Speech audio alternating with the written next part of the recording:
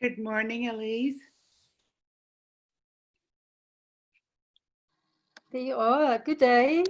Good day. How are you? I'm very well. How are you? I'm very well, thank you. Nice to see you. Nice to see you as well. Good morning, Sean, and good morning. Good morning, Stephanie. Frida. Good morning, everyone. Good morning. Hi, good day, guys. Good morning, sir. General. How are you? Very good, and you, man? I'm very good, thank you. Good morning, Sport. Yes, morning and afternoon and whatnot. We live around the clock. Yes. I felt a bit disorientated because it's afternoon. Yeah. I always jokingly said I worked for an American company for 5 years. And then whenever I got home early in the afternoon, my wife was not excited because she knew I would probably go into a telephone conference then. We didn't do Zoom thing then so much, but telephone conferences never ending. Good morning, Sport. Morning, Frida. How are you? Good morning, everyone. Morning, General Yu. How are you? Hey, good to see you. Yeah, you too. You look very well. We undercover, but here we are. Remotely operating. You look very Yeah, good. well. Well, thank you for your time. Bella is going to be running a few minutes late, and this time around, I've been smart in that I've started the recording. The last meeting that we had, Major General Juice, I forgot to make a recording of it. So it was such a great meeting. What I thought we would start off with was general introductions. And then I thought we would spend a few minutes just level setting in terms of why we are meeting today, and then really talk about the immediate next steps that we would like to cover as it relates to our ability to collaborate together and come up with a solution that addresses our problem. So with that said, I will welcome Sean and Stephanie to do introductions. Major General Joost, I've done more research since the last time that I met with you. So you're a celebrity. I would say you for last. I've been watching all your videos online. So Stephanie and Sean, why don't you go ahead and make your introductions? Hello, everyone. I'm Stephanie Durno-Carnes, half of Wildlife Investigators Training Alliance. WIDA is our nonprofit. We train wildlife officers and game rangers, prosecutors, and anyone involved in wildlife law enforcement on improved investigative techniques and a broad array. We're still currently both working in wildlife law enforcement. I'll let Sean do the honors on what he's doing, but I have moved from specifically being an investigator. I'm more into, I've always been a biologist in addition, and now I'm working more with the biology side and also the supervisory side. So we still have our full-time jobs and also run WIDA at the same time. So hit it, Sean. Good morning, everybody. I'm Sean Carnes. I'm the director of the Wildlife Investigators Training Alliance. Personally, stateside, I've been a criminal investigator practicing for over 26 years. Still involved in that aspect. During that time, I've also been responsible for training state and federal investigators in undercover operations and various other investigative techniques. On top of that, we've been very privileged to make several trips to Africa, and it's just been a phenomenal experience working with the rangers and prosecutors, investigators. And along that is we're looking at this holistic approach and some fitness aspects as well. Here, also responsible for training wildlife officers in physical fitness and health and wellness as well. Thank you Meet so you much. guys. Sport, would you like to go? Sure. Thanks, Frida. Good afternoon, good morning, everyone, once again. Elise, nice to see you or meet you. Major General Yu, nice to see you. Always a pleasure to be in your company. My name is Sport BT. I'm the founder and chief executive for Game Rangers International.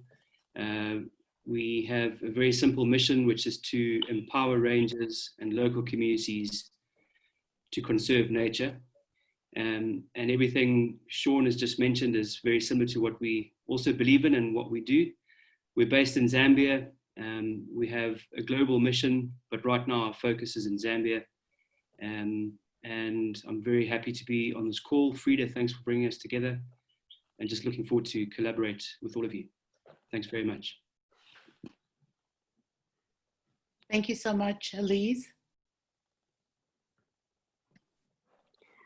Yes, it's nice to meet you all. My name is Elise Smith, and I'm involved with the Sandparks Honorary Rangers, which is the volunteer league of Sandparks in South Africa. The Honorary Rangers is involved in many projects, assisting Sandparks, basically strengthening their arms in various ways. And Embrace came, the project that I'm involved with is called Embrace. It came about around 4 or 5 years ago, because of the concern for the emotional wellness of the rangers with the increase and escalating of poaching in our national parks. So we started with this project in Kruger National Park, and since then it expanded to, was at the beginning of this year involved in 9 of the national parks in South Africa. And since COVID-19 and the state of disaster was announced, we got involved in all the national parks, supporting the park management and the rangers, specifically the essential services with their emotional needs. So I'm a social worker by profession. I'm doing volunteer work. I don't represent Sandparks, but I do represent Embrace, which is a very specific project focusing on the emotional wellness of the rangers, and recently also other staff members. I can talk the whole afternoon. This is Thank you, Elise. Nice to meet you. And like I said, we always save the best for last. Major General Joost, I would love for you to do an intro. Although, like I said, I Googled him between the last time that we spoke and this time. So it's really an honor to be able to learn from you. So I will let you do your introduction because I would not do it justice. Thank you very much. Much appreciated. And it's only a privilege to be involved. If we can walk the talk with Ranger Wellness, we all applaud and we laud and we write and say nice things. It's happening on our beat. It's happening now, and it's not going to stop or end. Quickly then, my 35 years in the army inadvertently prepared me well for what I'm doing now, because often I served in remote areas of our country, the Caprivis of northern Zululand, remote areas where one was involved with soldiers living remote and their well-being and welfare. I also commanded the San Battalion, or some people refer to the Bushman Battalion in the Western Caprivi in the middle 80s, learning a lot, multicultural also. I spent there after 7 years in the armaments industry, and when I turned 68 years ago, I was approached to take on this anti-poaching job in Kruger. Has since moved it to Sandparks head office, and I'm now with our department trying to apply the recipe in our country and the region. And central to this was always my maxim: I believe in technology, but technology makes things possible. Only people make it happen. There's no substitute. And if we don't look at the physical, social, psychological, and spiritual needs of these people, we wouldn't do justice. And not only, we will neglect our duty. So any way one can be of assistance. And the best of all, I'm here. I'm paid for. I'm just here. No, thank you so much for that. You bring a lot of value, experience, as well as guidance as we move forward. Bella, I believe, is like me, who has met everybody. So if you don't mind, Bella, I'll gloss over you because you did have a chance to meet with all the team.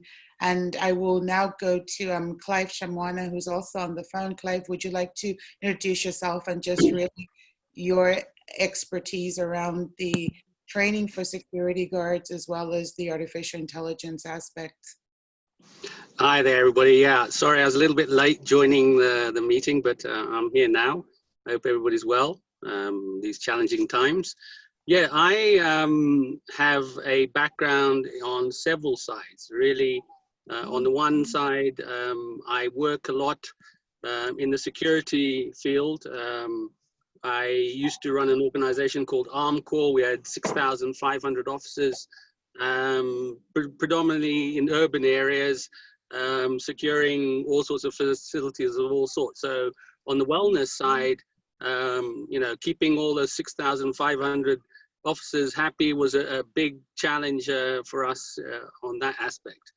I work a lot in the AI, artificial intelligence, using video management systems, already working a bit with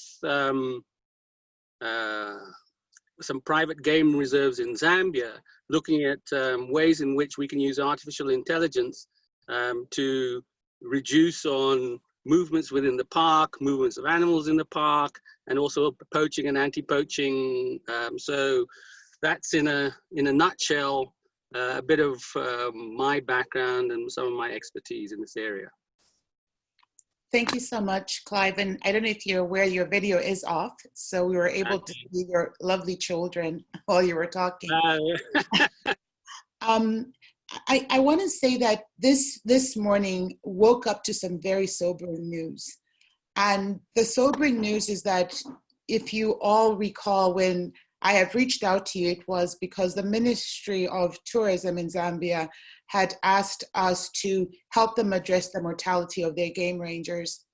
And they finally landed on Bangweulu Game Park, and we were talking to their park manager. And this morning, we got word that he had passed away.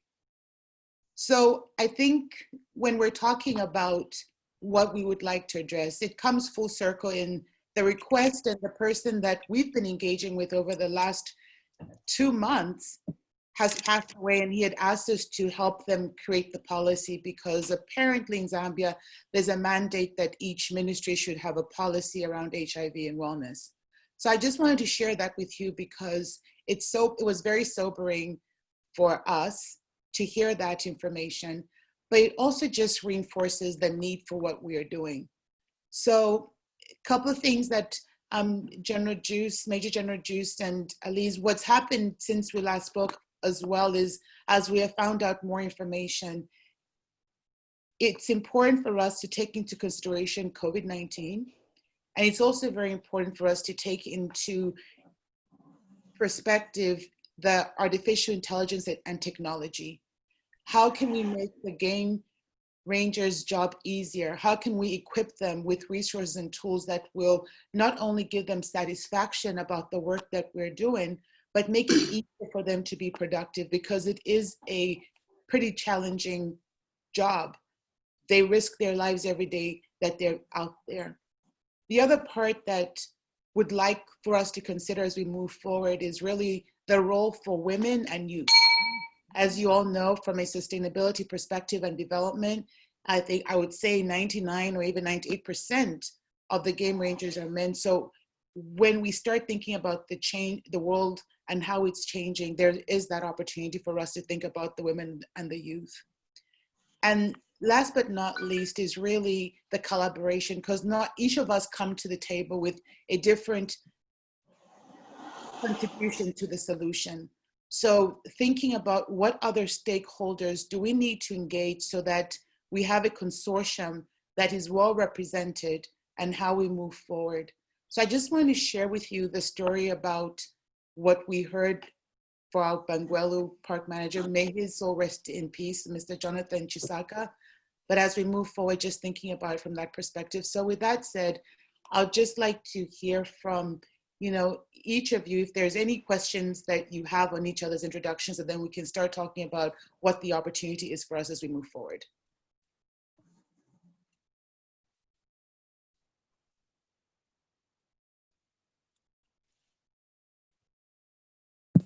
Doctor, let me quickly try here. I like the sports balanced approach and what you mentioned. We owe it to the Rangers to create capacity and capability. And part of that is connectivity so that we can work together, is situational awareness so that they are forewarned, so that we become more proactive, so that they don't necessarily walk into unexpected circumstances because that creates risks.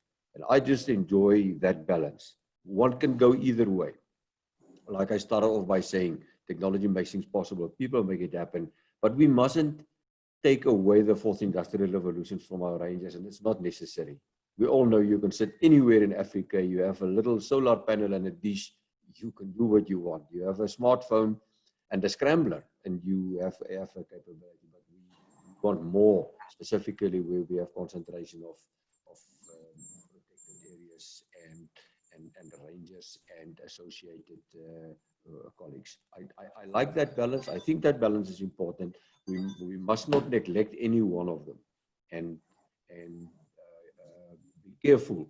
Also, a second one, if I may, that we always use the either-or argument when we talk Rangers and communities. Nobody says neglect the communities. Nobody says do anything that will be to the detriment of the community. But that places an extra burden on the Ranger now. Now this Ranger that used to do his job must be aware of technology, must be aware of his communities, all the biodiversity management. There are many facets to it, and that brings me to my last point of leader development. If we want to get close to our Rangers and play a lasting role, have longevity with what we do, we have to invest in our leaders. We a couple of years ago when we started this, had a checklist for leaders to say, check yourself on these. Sometimes it was in the front of their diaries. And it's the simple things that we all do. If you manifest with the following, if you don't sleep enough, if you are anxious, if you drink too much, there's something. That helps you self-investigate, but that gives you empathy. That helps you look at your people. So from my side, enablement, the wider situational awareness and the leadership development, very important, if I may.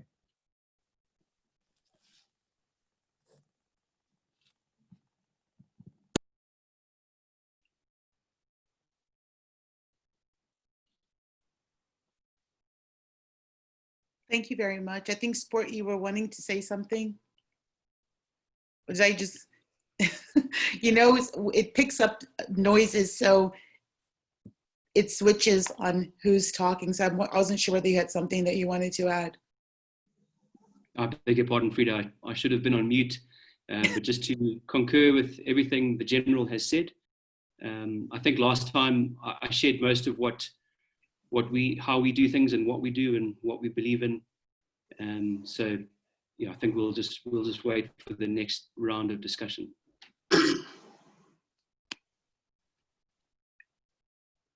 Perfect. You know, there was one thing that also started to, in terms of researching and finding out the right solution and just talking through the opportunities to make it easier, make the job of the game ranges easier for them. And we sort of like talked about the technology.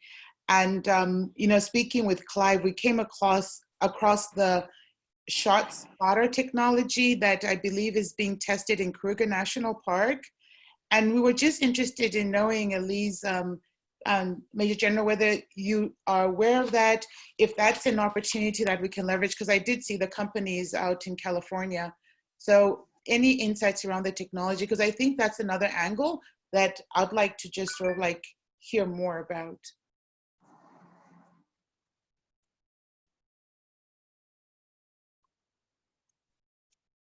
You're on mute, Major General. Let me reply to that one specifically. We have drawn up a document that I can share. I have a soft copy of this.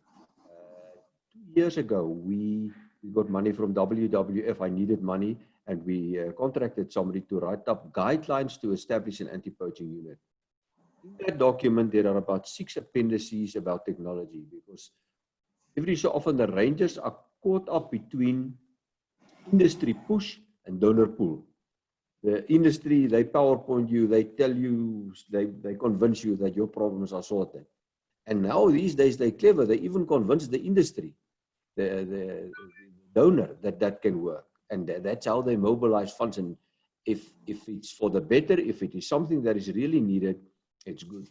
That is why we spent a lot of time and space in that document specifically about technology, to help each other to become knowledgeable buyers. And I said on 2 webinars the past 2 weeks, specifically that apart from this ranger empowerment, let's become knowledgeable buyers. The short spotter I must be careful about, because one mustn't now be seen to promote or not promote. The 2 best systems that you can get is, first of all, radar. Radar does not lie. It picks up. You have a high probability of picking up. And then magnetic sensors. The only false alarm you pick up on a magnetic sensor is when an animal processor that has been ensnared. ShotSpotter is more an urban deployment. It's a reactive one. So once it's activated, there's probably an animal down. It fits into the bigger toolbox, like a drone has a place. None of them are just something that you put there. And one should rather focus on making our wardens and their management knowledgeable buyers. Because very often the poor ranger is now requested by the board or the management with this. Do you want this or not? And this comes for free, and there's an NGO that will give you this, or we must make the budget. And not the new generation rangers are tech savvy. They learn very fast, but those choices, we must help our rangers to make decisions that decision maker can take decisions. We owe that to them. There is nothing as embarrassing as you have the donor, you have deployed the technology, and it doesn't work. 6-7 years ago, we failed with 1/3 of projects in Kruger, and we had permission from the donors to do that. That lessons need not be learned. Nobody needs those scars anymore. Perfect. Not be directly comparable, but there are definitely things that we can advise, say avoid that, or if this set of circumstances prevails, avoid that. So ShotSpotter has a place, more than an urban requirement, a reactive system, and then it's not very mobile. You need in the bush stuff that is mobile. The minute you fix something, it's there. So tomorrow the threat is displaced, it happens somewhere else, it happens in another park, and now you have mortar and concrete and fences and stuff. That's one solid guideline one can give. Sorry, I'm ranting on. I'm like Elise now, but only on technology. Now, Sorry. now, I like that sport. It's like in class, right? You have the floor. Yeah, thanks. I couldn't agree with General Moore, and maybe just to reinforce that by saying, we've been very fortunate in partnering with WWF in Kafue in Zambia, together with Cisco Systems and FLAIR. We've put in this quite fancy technology system, which has provided a virtual fence, and there's some AI that's being included. There's you've mentioned about the shot detector, so all that capability is there. The biggest limiting factor, though, is and it comes all the way back to the very basics, is you've got to make sure that, number one, the rangers themselves, who are expected to work with and amongst the technology, are being supported adequately.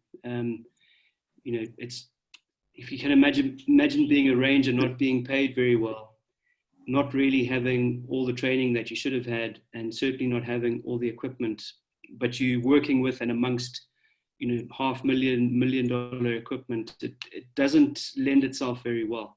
And ultimately the outcome and the results are greatly reduced.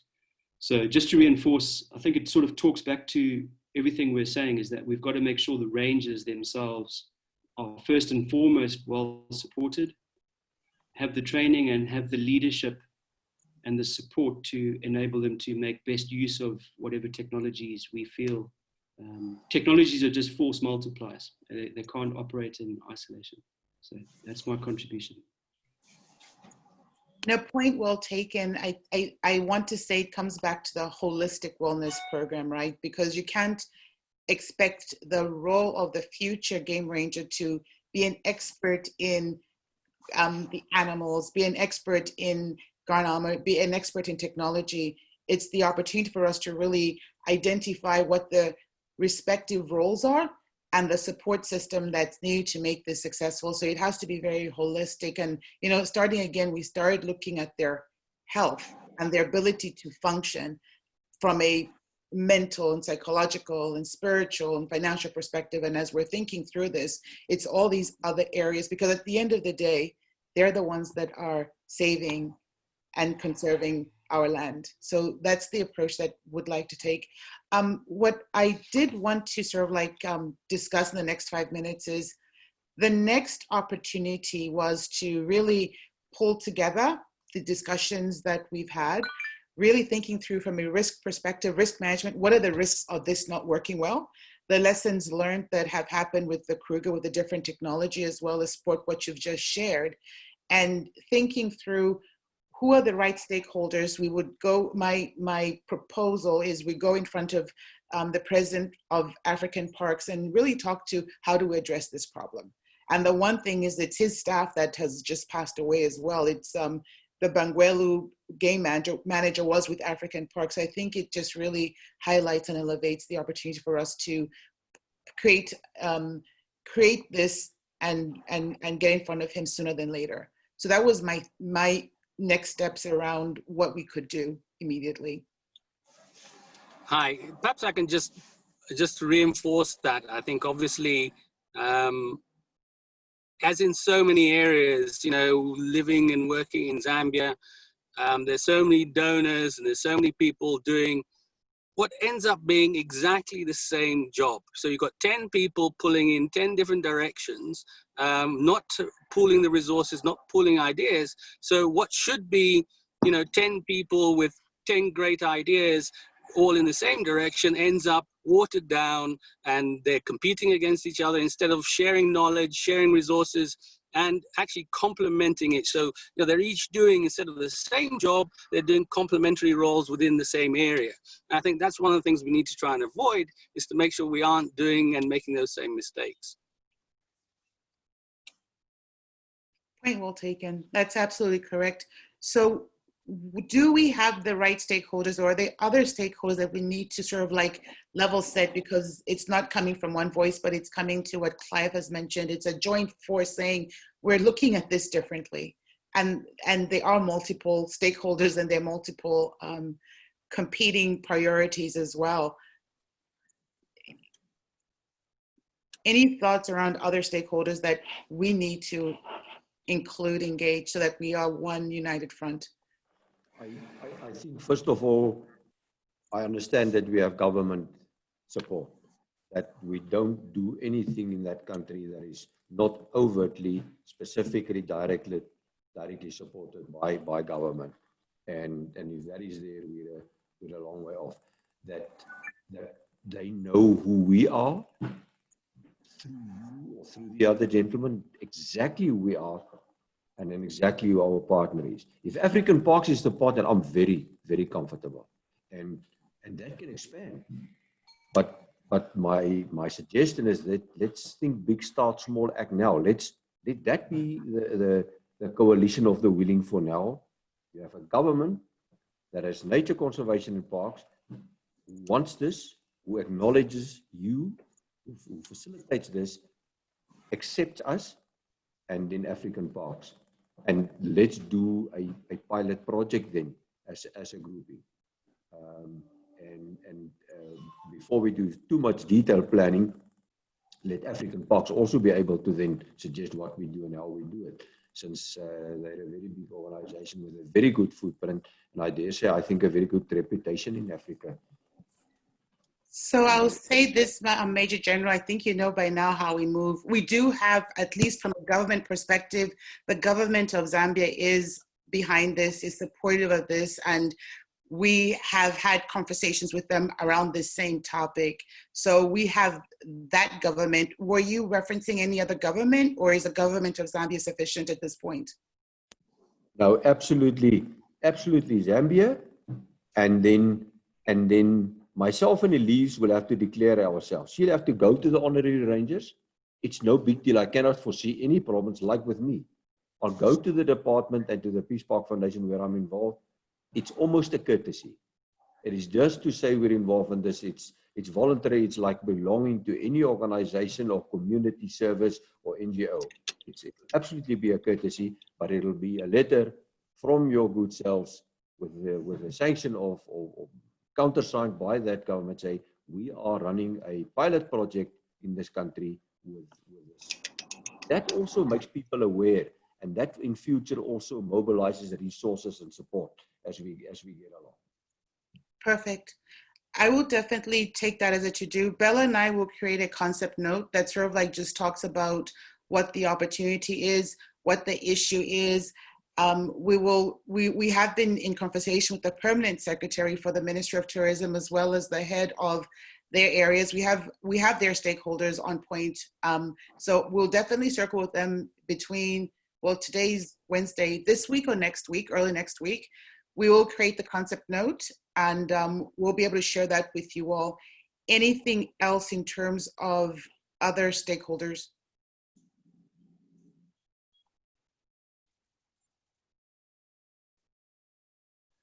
We're good? I always like, no, you have your reactions at the bottom of this.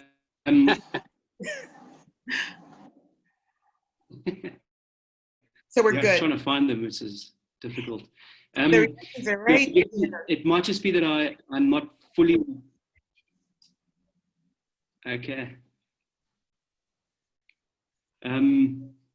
Forgive me, I've got an unstable internet connection, so it might just be that I'm not fully aware of what the exact plan is. I know we've spoken very broadly about, what it is we would all love to see.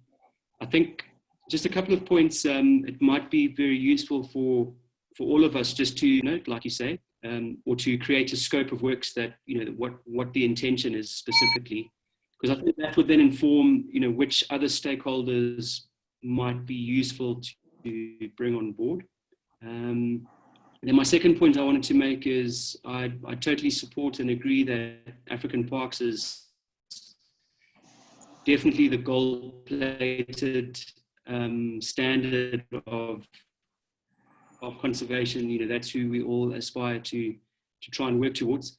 I think we should really also look at, if we really are at ranger wellness, is to really try and identify those rangers who have the most need, obviously without precluding whatever plans you might have with African Parks, but they really are probably amongst the most well-supported rangers. There's so many other rangers in Zambia who have nothing, like zero, nothing. And I feel that even a little bit of support will go a very long way in motivating those guys and girls, just helping them do their jobs more efficiently, more effectively, and most importantly, safely. So I just wanted to make that point from our point of view is just to understand the scope of works. How many rangers are we talking about? Is it just Zambia? And then in Zambia, is it just African Parks locations, or is it going to be a broad brush approach? Because I think understanding that will really help guide a much richer conversation in terms of where we would want to pinpoint support and which stakeholders to bring in as well. No, perfect. And thank you so much for that question, Sport. So far, we did receive a lot of detailed insights in terms of Zambia. And Bella, you correct me if I'm wrong, but I believe the ranger count is like 2,700. Is that correct, Bella? If my numbers are off, it's because I've got so many multiple projects going on. But we believe that the ranger count is about 2,700, give or take. Let me just say 3,000. Bella, correct me if I'm wrong, or just put in the chat box. We also did delve into where the areas of needs were. And we were looking at the Ministry of Tourism, as it relates to all the 20 national parks, as well as the ones where African national parks is, I believe it was 3. They did look to see what the statistics were telling in terms of where the most deaths were. And what happened is how we eventually end up with Bangweulu. Bangweulu did have some funding from WWF, and that is where we're focusing in on at least creating a pilot of the program in Bangweulu. And that was the death that I just mentioned. The person that we've been speaking with is the person that unfortunately has passed away. So we do have that information. When we were speaking with General Joost, I believe our discussion was, let's even just talk about best practices. Where are we right now? You know, there are a couple things that you can do. We can use a 2-prong approach. We can still identify some stakeholders to find out how are you addressing wellness. And then we can also start pulling together the whole policy around what the current state is. And as you mentioned, Port, some ranges have got nothing. They don't even have shoes. They're in the wilderness and they're walking around and they don't have the right equipment. Whereas, to your point, others have a little bit more. We also took away from our interviews is that what African Parks does when they realize that a ranger is diagnosed with HIV is they give them light duties. They pull them off the walking and they put them on desk duty. That's the extent that they say, hey, it's terminal. So as we've been thinking about that, we as others in the health industry know that having HIV is not a death sentence, you know? And so I've actually tapped into another different nonprofit organization that's called Care for AIDS. And what they do is after you're diagnosed with AIDS, they give you treatment to keep you well. And they, you know, they almost like give you a new breath in terms of life. So the intention right now is that it's 2-pronged. I believe that we can bring stakeholders just as this and start talking about what are best practices, what is working, what can we leverage off of, what technology has worked, what technology hasn't, what can we avoid from others that are maybe embarking on that technology path and haven't quite understood what. At the same time, I believe we can start looking at the holistic program, which is more focused in, I think right now, because Zambia has requested us and we have their support, we can create that more holistic program that then can take off. So that's my current thinking around that, and I hope it answers your questions around what the opportunities are.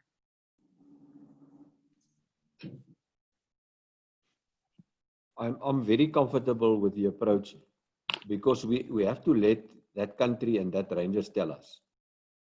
At least we've looked at Africa now, we know the country. We've been reminded by sport that don't only look specific, let's determine where the validated needs are before we just determine whether African Park is on board or not. That's the approach we take to them also. And from that, we select priorities and do a launch project while we develop a program that we submit to government or to government delegates, to start off with a 1-year program, trying to address spiritual needs, physical needs that includes the HIV type thing, and the psychological, social needs. And the point that was made by sport that there are people that are in dire need. Rangers have it tough everywhere, but I think very few people know how some rangers have to live and endure and the deprivation that goes necessarily with the task. And thank you so much. Billa did put that number in 2681. Thank you for that. And the other part also that I'd like to share is that the timing is kind of like good because this is the time of the year that a lot of funders or donors go into their fiscal year for 2021. So our ability to pull together and list out who's a part of this pilot, I think is going to be, the timing is on point from my perspective. So that 2021, we get into a more build up, but this year we're able to at least create that pilot and see what the results are. Indeed, and we have compelling projects. we all also know donors. They want a compelling project that is measurable, that they can be attached to, that they can get feedback on, put their stamp on. No, perfect. No, thank you so much. Thank you so much for your feedback. Wita, you've been very quiet. Are you okay over there? Any ideas, thoughts on what you've heard so far? Absolutely. Sport, of course, we spoke last time, and Major General, your perspective from the Rangers, from the field, what they're going through, what they're experiencing, and what their needs are. That is, I think, imperative as this group, as we look at, we put that Ranger first, their well-being, their training. It's this all-encompassing approach. We all believe in empowering those Rangers to be more effective, to be safer, and to be completely trained. We look at, of course, money aspects and the technology that's out there. And then from another consideration, to bring a lot of these skills to the Rangers is an investment in a lifetime of success on the job they're doing for wildlife, as well as their personal health well-being, which translates to their communities and their home lives. After several years of training officers from across the world, I couldn't agree more with this approach, and I couldn't agree more with your observations. And just on behalf of Steph and myself, we believe in this. We believe in this mission, and we're all in any way we can help. All right. No, thank you so much. I'm looking at the time. I think I've kept you longer than I initially anticipated. I tried to, in 30 minutes or so, we can have a conversation, but this is such an exciting topic with such a great opportunity. So I want to thank you all for your time. As I've mentioned, the to-dos is we're going to circle back with the government of the Republic of Zambia, ensure that we have momentum in scoping and understanding Zambia. I would also like to propose again, we schedule a best practices after we have got this concept note, so that we can bring in some others that we can then have a conversation to really understand what is going on. Who else are the shot spotters talking and adding on their website that they have been able to reduce rhino poaching by 60%. The statistics were amazing, right? So it's a question of where's the meat behind that? And we should, Bella, do you think we'll be able to get something back in a week's time? We'll brainstorm, get something to you. This is where in the concept note, correct? Yes, like a real high level concept note so that everybody can be on the same page. Yes, definitely. All righty. So if there's nothing else, I would like to call the meeting to an end, but I'll just go around. I see a hand over there. Go ahead, Stephanie. You're on mute. How's that? Can you hear me now? Okay, sorry about that. Would it be helpful if we drafted some rough course outlines for some of the topics that I think we can help out with? Yes, absolutely. The more knowledge, the better. The more intel. Okay, we'll work something up and get it to you, Frida, to send to the group. Will that be okay? Yeah, that would be perfect. And we'll consolidate everything so that you're not getting multiple emails, but all the information will be packaged together. Okay. Thank you. We'll take care of that. Thank you. Thank you. Mr. Shamwana, anything from your end? Just, not really, but I know certainly, training is a crucial part of the whole thing. And certainly one person I know that I would like to include would be my business partner, Gary Wadey, who I know Sport knows very well. And his whole focus is about training, it's about leadership and all those things. And he was head of operations, if you like, of Armcorps and our 6,500 officers that we had, and he created all the training programs for those officers, whether it's for firearms and just general training and leadership training. So he would be an interesting resource from a standard operating procedure training perspective to add an interesting local perspective on the training of any game rangers and so on. So I think he would be an interesting person to pick his brain on. Perfect. Sounds good to me. Bella, Other than that, yeah. good. Going Uh, once, going twice. Go Yeah, ahead. no, I think for me it's just the excitement in terms of the team that's being assembled and just seeing the passion. So I'm definitely very excited to be learning from everybody and just appreciating the expertise that you all bring. But definitely also looking forward to see how we have the final product that can be implemented to have a positive impact on the game rangers and the families and the community overall as well, and of course protecting our very valuable wildlife that we have on the continent. No. Thank you all. Have a fantastic rest of its hump day, isn't it? Yes, sir. I like that. Are those clapping hands? Major General, are those clapping hands? Absolutely. I thought that was well too. Thank you. Thank you very much, good people. Thank you. Yeah. God bless you all. Bye-bye. Thanks, everybody. Bye-bye. Everybody. Bye-bye. Goodbye. Thank you. Have a good day.